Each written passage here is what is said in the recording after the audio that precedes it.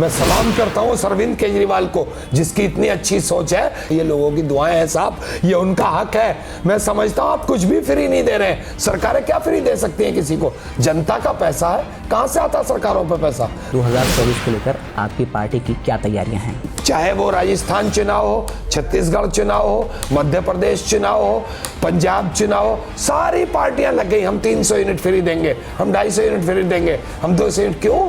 आप तो रेवड़ियां बताते थे। आपके मुद्दे को लेकर जनता के बीच में जाएंगे? वो हमें इनवाइट करते हैं और भाग जाते हैं, वो हमें दिखाते ही नहीं। और हमारे एमपी जमा देखने के लिए जाते तो उनको अरेस्ट करने की धमकी देते हैं। ऐसे भी आरोप लगते आ रहे हैं कि जो है लैब में जांच नहीं होती है और आप लोग रिपोर्ट दे दी जाती है मोहल्ला क्लिनिक से। दिल्ली की लगभग सभी विधानसभा में ये सुंदरकांड पाठ कराने का जो है कुछ उन्होंने कहा है, इस पर क्या कहेंगे आप? जब बात लोगों को राहत देने की हो तो दिल्ली की केजरीवाल सरकार ने कोई कोर कसर नहीं छोड़ी है, फिर बात चाहे शिक्षा की हो, स्वास्थ्य की हो या फिर बिजली पानी की हो। लेकिन भाजपा इसे मुफ्त की रेवड़ी बांटना कहती है। अभी मुफ्त की रेवड़ी है या फिर वेलफेयर स्कीम्स, जानेंगे आम आदमी पार्टी के विधायक अब्दुल रहमान जी से। सर, आपका बहुत बहुत स्वागत है हमारे चैनल पर। थैंक यू सर, मेरा पहला सवाल आपसे ये कि 2024 को लेकर आपकी पार्टी की क्या तैयारियां हैं? 2024 के इलेक्शन को लेकर के इंडिया में जितने भी पार्टियां शामिल हुई हैं पूरी तरह मुस्तैद हैं और सब मिलकर के चुनाव लड़ेंगे और इंशाल्लाह जीतेंगे। लेकिन मैं देखता हूँ कि केजरीवाल और जो है कि सीएम केजरीवाल और राहुल गांधी के बीच में जो है कुछ सीट शेयरिंग को लेकर कुछ मामला जम नहीं रहा है। आखिर क्या बात है? नहीं, ऐसा नहीं है। देखिए, कई बार बात होती है और थोड़ा सा सीटों पर थोड़ा टाइम लग जाता है, क्योंकि वही सीट मैं चाह रहा हूँ, वही सीट कांग्रेस चाह रही है, तो उसमें थोड़ा सा वक्त लगता है। ऐसा नहीं है कि कोई डिस्प्यूट है या कोई बड़ी बात है, इतना नहीं है। 2024 को लेकर के क्या मुद्दे हैं आपके? आप किन मुद्दों को लेकर जनता के बीच में जाएंगे? 100% काम को लेकर के। काम हम कोई मंदिर, मस्जिद, धर्म, जात इसको तो मुद्दा बनाते नहीं। हमारा तो एक ही मुद्दा है, देश को काम की जरूरत है। और आम आदमी पार्टी ने काम करके दिखाया, दिल्ली में भी और पंजाब में भी। 2 जगह मौका मिला, दोनों जगह काम करके पब्लिक को दिखाया। पब्लिक भली भांति जानती है कि आम आदमी पार्टी काम की राजनीति करती है, बकवास नहीं करती। जब आप इलेक्ट होकर जब आम आदमी पार्टी आई थी तो उन्होंने 10 वादे किए थे। 10 में से कौन कौन से वादे पूरे हुए अब तक? देखिए, हमने वादा किया था कि जब हम इलेक्ट होकर के सत्ता में आएंगे तो हम लोगों के लिए जो ये पेयजल है, पीने वाला पानी है, इसको फ्री करेंगे। हमने किया। हमने वादा किया था कि अगर हम जीत करके आएंगे और हमारी सरकार बनेगी तो हम बिजली हाफ कर देंगे, लेकिन हमने माफ कर दी। हाफ से एक कदम आगे बढ़ के हमने वादा किया था हम स्वास्थ्य सेवाएं अच्छी करेंगे। हमने अच्छी नहीं, बेहतर की, बहुत अच्छी की। आप देख लीजिए कि दुनिया में पहली बार मोहल्ला क्लिनिक एक ऐसा कॉन्सेप्ट था कि मोहल्ला क्लिनिक को देखने कई देशों से लोग इंडिया में आए और उसे सराहना की उसकी, और कहा कि बहुत अच्छा कॉन्सेप्ट है, सब जगह बनना चाहिए ताकि लोगों को बहुत सहूलत रहे। अब देखिए, एक माँ, एक बुजुर्ग लेडी, एक बुजुर्ग आदमी जो सुबह 5 बजे उठता था क्योंकि उसे हॉस्पिटल दिखाने जाना होता था, तो वो 5 बजे उठ के तैयारी करता था, नाश्ता करता था और फिर जाकर के लाइन में लगता था। हॉस्पिटल में लाइन में लगता था, फिर उसे घंटों लाइन में लगने के बाद पर्चा बनता था। उसके बाद वो घंटों लाइन में लगने के बाद में डॉक्टर को दिखा पाता था, फिर घंटों लाइन में लगने के बाद दवाई लेता था। आज वो 10 मिनट पहले जाता है अपने घर से और 10 मिनट में दवाई लेकर के दिखा के अपने घर आ जाता है। बहुत सारी ऐसी वीडियोस वायरल हुई हैं सोशल मीडिया पर, जिनमें देखा जा सकता है कि मोहल्ला क्लिनिक का क्या हाल है। कहीं कहीं पे तो डॉक्टर्स ही नहीं हैं। ऐसे भी आरोप लगते आ रहे हैं कि जो है लैब में जांच नहीं होती है और आप लोग रिपोर्ट दे दी जाती है मोहल्ला क्लिनिक से, इस पर क्या कहेंगे? देखिए, 100% हमारे यहाँ से कोई मोहल्ला क्लिनिक ऐसा नहीं है कि डॉक्टर नहीं है, किसी वक्त कोई ना रहा हो। देखिए, अभी आप बैठे हैं फ्री, आप कोई ऐसा काम कर रहे हैं अपना पर्सनल बैठ करके, और मैं आप वीडियो देख रहे हैं और मैं आपका ऑफिस में आऊं और पीछे से एक फोटो शूट करूं कि साहब ये बैठ के वीडियो देख रहे हैं, सुना, तो वो कोई नहीं है। मोहल्ला क्लिनिक में काम भी हो रहा है और बेहतर काम हो रहा है। ये इलाके की आवाम बताएगी आपको मोहल्ला क्लिनिक में कैसा काम होता है। मोहल्ला क्लिनिक ना हो तो हॉस्पिटल्स पर आपको दिखाने के लिए कई कई घंटों की लाइनें लगानी पड़ेंगी। मेरे यहाँ पर जितने मोहल्ला क्लिनिक है, आप चलिए मेरे साथ में, मैं आपको दिखाता हूँ। 200 आदमी कम से कम मोहल्ला क्लिनिक पर आकर के एक मोहल्ला क्लिनिक पर दिखाते हैं। मेरे यहाँ 13 है, तो 13 दूनी 2600 लोग तो वहाँ दिखा रहे हैं। फिर मेरे यहाँ पॉली क्लिनिक है, मेरे पॉली क्लिनिक पे कई सौ लोग दिखा रहे हैं। 4500 लोग। मेरा जगप्रवेश चंद 200 बेड का मात्र हॉस्पिटल है, जहाँ ओपीडी 4 से 4500 लोगों की है, इक्वल टू जीटीबी हॉस्पिटल जो कि बहुत बड़ा हॉस्पिटल है, उसके बराबर की ओपीडी है। तो लोग दिखा रहे हैं, आ रहे हैं, लोगों को फैज़ पहुंच रहा है, लोगों को अच्छी दवाइयाँ मिल रही हैं, अच्छी सहूलत मिल रही है, तभी आ रहे हैं ना साहब। अच्छा, अभी आपकी पार्टी ने जो है ये दिल्ली की लगभग सभी विधानसभा में ये सुंदरकांड पाठ कराने का जो है कुछ उन्होंने कहा है, इस पर क्या कहेंगे आप? नहीं, पार्टी ने नहीं कहा, सब करा रहे हैं। सुंदरकांड अच्छी चीज़ है, अपने धर्म के हिसाब से वो लोग कर रहे हैं, तो इसमें कोई बुराई थोड़ी है। सुंदरकांड का पाठ जो है वो हिंदू धर्म में उसको अच्छा माना गया है, और अच्छा माना गया, सनातनी अच्छा मानते हैं। और उससे जैसे हम कहते हैं कि हमारे यहाँ कुरान खानी हो तो उससे खैर बरकत होती है, तो ऐसे ही वो लोग भी मानते हैं, और उनका अपना अधिकार है। सब लोग करा रहे हैं अपने अधिकार के साथ। आपके विधानसभा क्षेत्र में हो रहा है? हाँ, मेरी विधानसभा क्षेत्र में ही मौजपुर में हो रहा है। मेरे जो वार्ड के अध्यक्ष हैं कांति प्रसाद जी, मेरे एक्स मतलब चुनाव लड़े थे, एक्स कैंडिडेट हैं मेरे मोहन जी, वो करा रहे हैं। उधर शुक्ला जी हैं गौतमपुरी में, वो करा रहे हैं। वर्तमान समय की राजनीति को आप कैसे देखते हैं? देखिए, मैंने आपसे एक बात कही थी अभी, आपने मुझसे पूछा था कि आपने 10 वादे करके आए थे, आपने क्या किया? मैंने आपको बताया, हमने पानी को बेहतर किया, हमने बिजली को अच्छा किया, हमने हॉस्पिटल्स और मोहल्ला क्लिनिक अच्छे किए। और शिक्षा की बात करें तो आप देख लीजिए, दिल्ली की शिक्षा का स्तर आज वो आ गया है कि हमारे यूएसए के राष्ट्रपति की बीवी ने आकर के हमारे स्कूल को देखा और उसकी तारीफ की। तो भाजपा वाले तो कहते हैं कि जो है सब, सर मैं बताता हूँ, भाजपा वाले तो जेवड़ी का सांप और सांप की जेवड़ी, उनका काम है बनाना। उनको सिर्फ झूठ के पुलंदे बनाने आते हैं। आप खुद अपने मन से फैसला लीजिए, 4 स्कूलों में जाइए। हमारे दिल्ली, हम उन्हें इनवाइट करते हैं, किसी भी प्रदेश से जहाँ जहाँ उनकी सरकार है, हमारे दिल्ली के स्कूल देखने आए, वेलकम है उनका, हम उनका स्वागत करते हैं। उनको अपने स्कूल दिखाएंगे, पूरा सिस्टम दिखाएंगे, बच्चों से मिलाएंगे, बच्चों से बात करें, उनका इंटरव्यू करें, उनको क्या अच्छा हुआ और क्या पहले नहीं था और क्या अब हो गया वो बताएंगे। लेकिन हम उनसे कहते हैं हम तुम्हारे स्कूल देखने आ रहे हैं यूपी, वो हमें इनवाइट करते हैं और भाग जाते हैं, वो हमें दिखाते ही नहीं। और हमारे एमपी जब वहाँ देखने के लिए जाते हैं तो उनको अरेस्ट करने की धमकी देते हैं। हमारे डिप्टी सीएम जब वहाँ देखने जाते हैं यूपी तो उनको अरेस्ट करने की धमकी देते हैं, जाने ही नहीं दिया जाता। जहाँ जहाँ भाजपा की सरकार है उनके स्कूल को देख लीजिए। जबकि ये एक ऐसी चीज़ है कि ये देश की ज़रूरत है। अगर देश में शिक्षा का स्तर अच्छा होगा तो हमारा देश तरक्की करेगा। 2 चीज़ें ऐसी हैं, आप ट्रांसपोर्टेशन सिस्टम अच्छा कर दीजिए, आप स्कूल अच्छे कर दीजिए, देश अपने आप तरक्की करने लगेगा। और जहाँ जहाँ ये है उन देशों का देख लीजिए, वो तरक्की कर रहे हैं। शिक्षा पर तो 18% जीएसटी लगी है। आप ठीक है, ये तो लगाने वाला कौन है?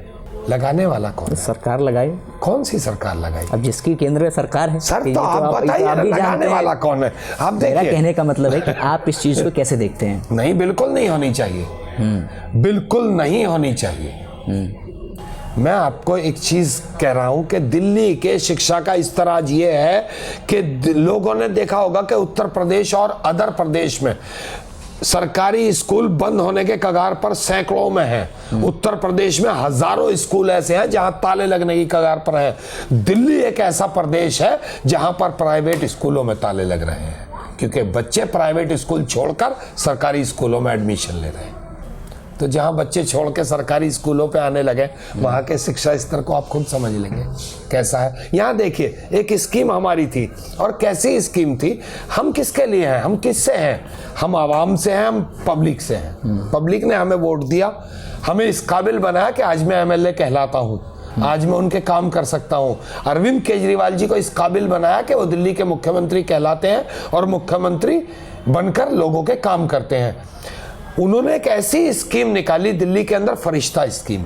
आप देखिए, पहले किसी का एक्सीडेंट अगर रोड पर हो जाता था तो लोग डरते थे कि पुलिस को जवाब देना पड़ेगा, कोर्ट में जाना पड़ेगा, गवाही देनी पड़ेगी, तो मैं क्यों फंसूं। मदद नहीं करते थे। मदद नहीं करते थे। इन्होंने ऐसा कॉन्सेप्ट निकाला कि फरिश्ता स्कीम के नाम से एक आदमी का अगर रोड पर एक्सीडेंट होता है, कोई भी दूसरा आदमी अगर देखता है तो तुरंत उसे उठाए, किसी भी नजदीक के हॉस्पिटल में ले जाए, चाहे वो हॉस्पिटल कोई 5 सितारा हॉस्पिटल हो, 7 सितारा हॉस्पिटल हो, चाहे कोई छोटा नर्सिंग होम हो, चाहे कोई सरकारी हॉस्पिटल हो, किसी में भी ले जाए, उसका पूरा इलाज सरकार की तरफ से फ्री होगा। वो पैसा सरकार पे करेगी उस हॉस्पिटल को, और जो पहुंचाने वाला है उससे पुलिस कोई पूछताछ नहीं करेगी। वो पहुंचाएगा, उसको 2000 रुपए इस बात का देगा हॉस्पिटल कि भाई आप लेकर के आए, पता नहीं वो बेचारा अपने स्कूटर से ले आया, 3 व्हीलर से लाया है, कार से लेकर आया, पेट्रोल लगा है, तो उसको 2000 रुपए इस बात के। और उसके बाद जब वो आदमी ठीक होकर आ जाएगा तो उस पहुंचाने वाले को दिल्ली की सरकार एक सर्टिफिकेट देती थी जिस पर लिखा होता था ये है दिल्ली का वो फरिश्ता जिसने किसी इंसान की जान बचाई। और हमने 26,000 लगभग लोगों की जिनकी मौत हो जाती रोड के एक्सीडेंट में, उनकी जान बचाई है इस स्कीम के तहत। ये आपका सरकारी आंकड़ा है। ये मैं बता रहा हूँ आपको, सरकारी आंकड़े के तहत ही बता रहा हूँ कि जिन लोगों का दिल्ली की सरकार ने पेमेंट किया है, जिसमें ऐसे भी लोग हैं जिनका 20 लाख रुपए का पेमेंट किया, ऐसे भी लोग हैं किसी का 3 लाख का, किसी का 1 लाख का, किसी का 2 लाख का पेमेंट किया दिल्ली की सरकार ने। और कुछ सरकारी अस्पताल पर भी ठीक हुए, उसका बिल्कुल टोटल रोक दिया गया पैसा एलजी साहब के थ्रू, टोटल स्कीम को ही बैन कर दिया गया। नहीं जी, आप नहीं दे सकते। क्यों? किसी की जान बचाना गुनाह। ये पैसा किसका है? दिल्ली की सरकार जब दिल्ली में बनी तो उस वक्त आप देख लीजिए कि 2015 में हमारी सरकार मुकम्मल तौर पर बनी, हालांकि सरकार तो हमारी 2013 में बन गई थी। और एक वो पार्टी जो 26 नवंबर 2012 में जिसका गठन हुआ और 2013 फरवरी में उसने सरकार बना ली, मात्र 2 महीने के अंदर, 1.5 महीने के अंदर, बल्कि 1 महीना चंद दिन में 8 फरवरी को सरकार बन गई थी और 26 नवंबर को पार्टी बनी थी। तो यानी कि अभी 2 महीने का टाइम, उस 2 महीने में सरकार बना दी। 2 महीने में सरकार बनी और अच्छी नीयत और ईमानदारी के चलते अरविंद केजरीवाल जी ने उसको इस बुलंदी तक पहुंचाया कि आप देखिए 27,344 करोड़ रुपए का दिल्ली का बजट जो शीला जी छोड़ के गई थी, उसको उठा करके आज कहां पहुंचा दिया? 80,000 करोड़ दिल्ली के उस बजट को। ये कैसे हो गया? ये कोई जादू तो है नहीं, हर जगह बजट घटता जाता है, दिल्ली का बजट बढ़ता जा रहा है। उसकी वजह है कि निपट कट्टर ईमानदारी दिल्ली के मुखिया में, दिल्ली के मुख्यमंत्री में कट्टर ईमानदारी के चलते ये संभव हो पाया कि वो बजट 80,000 करोड़ पहुंच गया, जो बजट मात्र 27,000 करोड़ था, 28,000 करोड़ था। और क्यों पहुंच गया? 3 गुना। अब वो पैसा जब पब्लिक ने दिया, पब्लिक ने क्यों दिया? कि एक ईमानदार सरकार दिल्ली में है जो लोगों के लिए काम कर रही है, लोगों ने ईमानदारी से टैक्स भरा, लोगों ने टैक्स आया, तो फिर दिल्ली के मुख्यमंत्री ने भी कैसे पैसा, आप देखिए फरिश्ता स्कीम चालू की, कैसे की कि दिल्ली का एक फ्लाईओवर, मैं आपको एक छोटी सी बात बताता हूं, रानी झांसी रोड पर एक फ्लाईओवर बना है, 13 साल में वो फ्लाईओवर बनकर तैयार हुआ। भाजपा शासित एमसीडी उसको बना रही थी, 13 साल में तैयार हुआ, 718 करोड़ रुपए की लागत आई। उससे 50 मीटर ज्यादा नापेंगे आप तो 50 मीटर ज्यादा शास्त्री पार्क, सीलमपुर और कैथवा, ये क्या है, धर्मपुरा, ये 3 फ्लाईओवर बनाए। नापेंगे तो उससे 50 मीटर ज्यादा, 352 करोड़ रुपए का टेंडर हुआ। अच्छा, 352 करोड़ रुपए का टेंडर हुआ, 205 करोड़ रुपए में बनके तैयार हुआ। कम लागत में टेंडर ज्यादा, बना कम में। जबकि होता क्या है के टेंडर होता है 200 करोड़ का, बनते बनते बनते बनते उसकी लागत कहीं की कहीं पहुंचती है, और वो 718 करोड़ में तैयार हुआ हमसे पहले। जबकि अब महंगाई बढ़ रही है, आज मकान बनाइए आप 25 गज का, आज बनेगा 25 लाख में, तो आप 2 साल या 4 साल बाद बनाएंगे तो उसकी लागत सीधे सीधे 40 लाख आएगी। ठीक बात है। मेरा अगला सवाल सर ये है कि मैं एक चीज कह रहा था कि वो जो पैसा बचाया उस पैसे को हमने लोगों की सेहत पर खर्च किया। मेरा अगला सवाल ये है सर कि वर्तमान समय की राजनीति को आप कैसे देखते हैं, खासतौर पे भाजपा जो राजनीति करती है वैसे उसे आप कैसे देखते हैं? देखिए, देखना तो मेरी नज़र की बात करेंगे तो सारी दुनिया आज जान रही है कि भाजपा एक धर्म की राजनीति, मंदिर मस्जिद की राजनीति कर रही है, भाजपा काम की राजनीति नहीं कर रही। जबकि देश को काम की राजनीति की जरूरत है, देश को अरविंद केजरीवाल जैसी सोच की जरूरत है, देश को एक ईमानदार राजनीति की जरूरत है, देश को स्कूलों की जरूरत है, देश को हॉस्पिटल्स की जरूरत है, देश को इन सब बातों की जरूरत। ठीक है, मंदिर अच्छी चीज है, आपने बनाया, हम उसका विरोध में नहीं है। हम कहते हैं अच्छी चीज है, आपने मंदिर बनाया, ठीक है, मंदिर बन गया, उद्घाटन करिए, लेकिन देश में अस्पताल भी बनाइए जहां लोगों का इलाज हो सके, देश में स्कूल भी बनाइए जहां हमारे बच्चे पढ़ सकें। मंदिर में जाके नहीं पढ़ेगा, स्कूल में जाके पढ़ेगा। मंदिर में जाके इलाज नहीं होगा, स्कूल में जाके इलाज होगा। मैं मंदिर के खिलाफ नहीं हूं, मंदिर बनाइए, लेकिन स्कूल और अस्पताल भी देश में बनाइए। राजनीति वो करिए जिससे लोगों का भला हो, राजनीति वो करिए कि जिससे स्कूल बने और जहां हमारे बच्चे पढ़ें और उनका साक्षरता दर 100 पे पहुंचे, 100% पे आए। जब आएगी तो हमारा देश खुद ब खुद, उसी में से IAS निकलेंगे, उसी में से IPS निकलेंगे, इंजीनियर निकलेंगे, डॉक्टर निकलेंगे, MBA करेंगे, BBA करेंगे बच्चे, और देश तरक्की पर आएगा। जब पढ़े लिखा नौजवान आएगा, पढ़ी लिखी सोच आएगी, नई नस्ल आएगी, तो देश में तरक्की आएगी, और देश की तरक्की होगी तो देश का हर इंसान, आज देख लीजिए आप, मैं समझता हूं कि आज भी हमारे देश में 25 से 30% ऐसे लोग हैं जो एक वक्त की रोटी के लिए तरस रहे हैं। हम इस देश को खुशहाली की बात कर रहे हैं।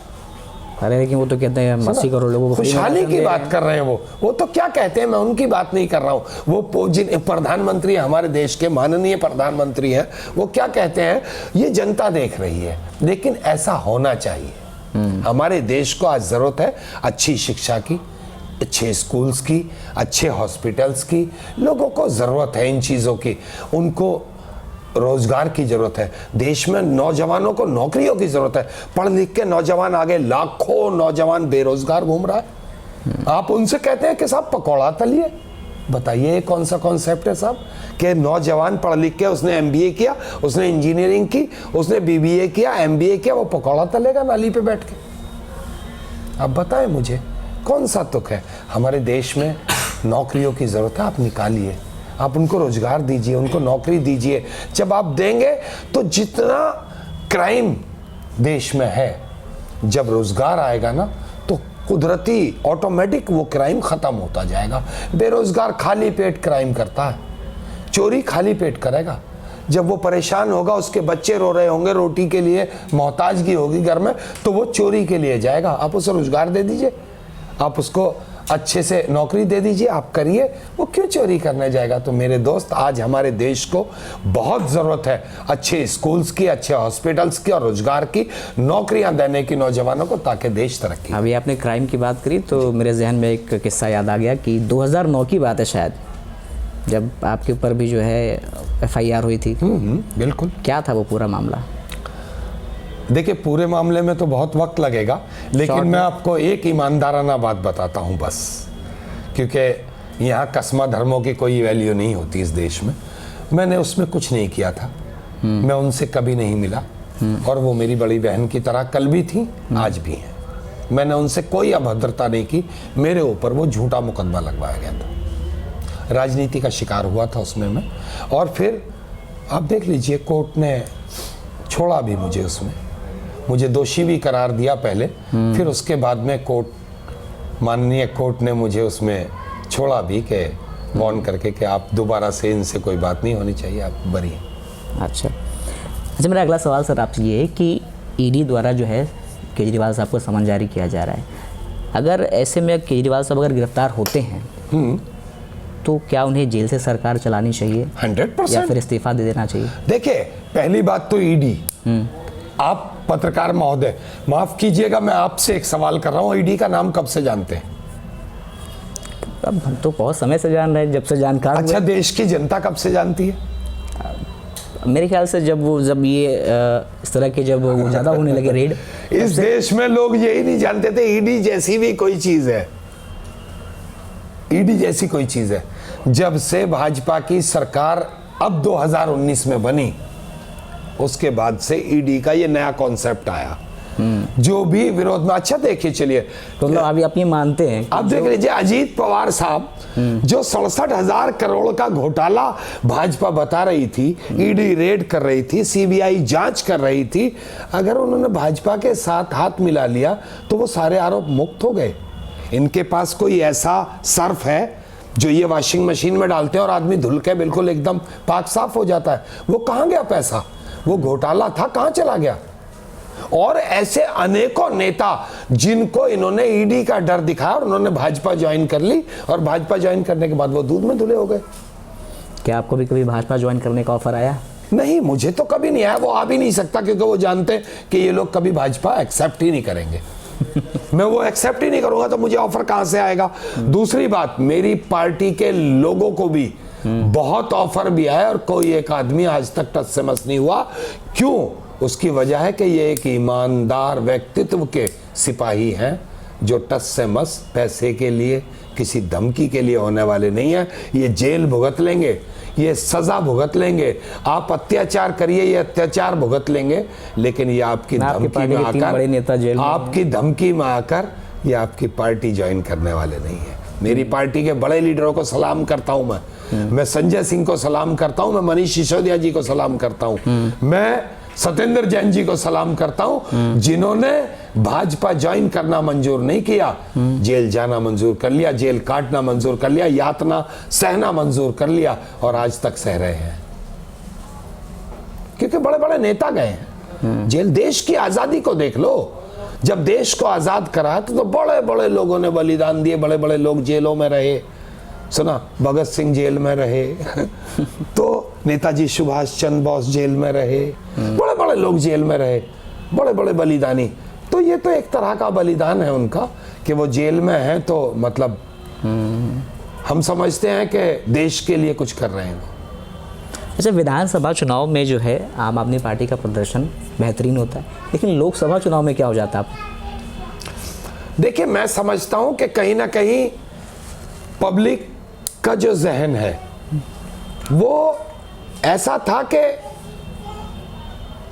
कौन सरकार बना सकता है, चूंकि हमारी दिल्ली में ही सिर्फ सरकार थी उस वक्त जब लोकसभा का चुनाव हुआ था, हमारी दिल्ली में ही सरकार थी। कहीं ना कहीं पब्लिक के जहन में भी आया कि हमने अगर 7 सीटें जिता भी दी तो सरकार तो बन नहीं पाएगी इनकी।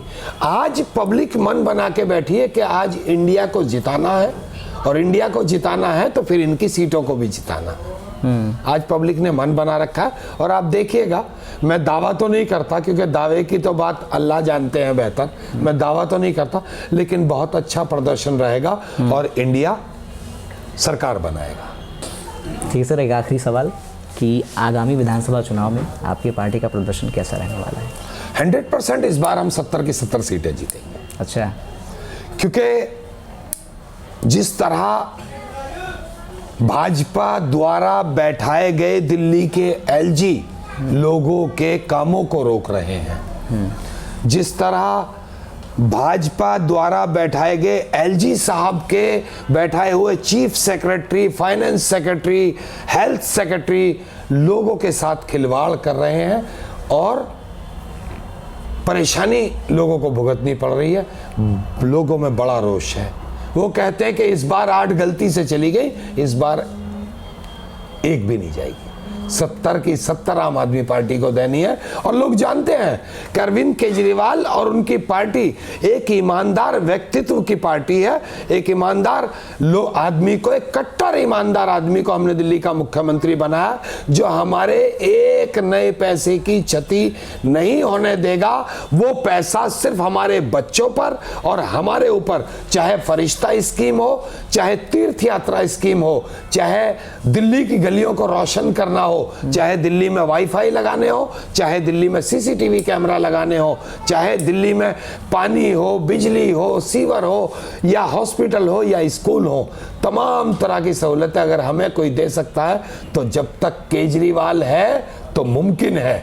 और केजरीवाल जिस दिन नहीं होगा तो ये सब कुछ मुमकिन नहीं होगा।